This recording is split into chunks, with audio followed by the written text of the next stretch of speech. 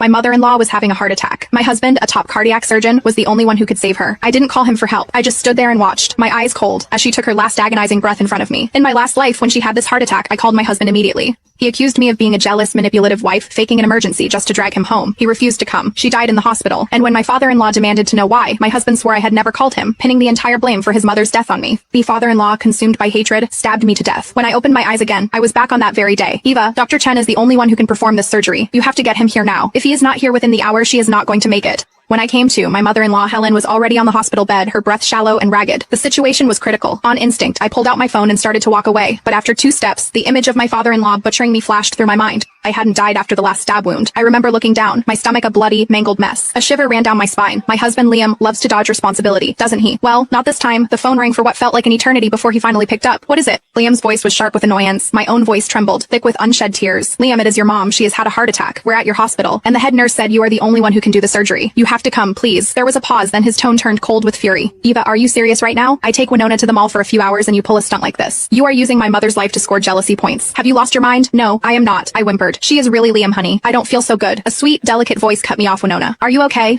Liam's voice instantly shifted to panicked concern. He didn't forget to hiss a final threat into the phone. Eva, I hope you are happy now, and you better stop cursing my mother with these fake illnesses, or I swear to God, you'll regret it. He hung up. I looked up. The faces of the emergency room staff around me were a mixture of awkwardness and pity. I offered them a helpless smile. Last time, I'd rushed out of the room to make the call, trying not to upset Helen further. But when everything went to hell, Liam, terrified of the hospital's reprimand and his father's wrath, denied I had ever contacted him. This time, I made sure to make the call in front of everyone. I needed witnesses, but that wasn't enough. I hit redial once, twice, 3 times. On the 4th try, the call wouldn't go through.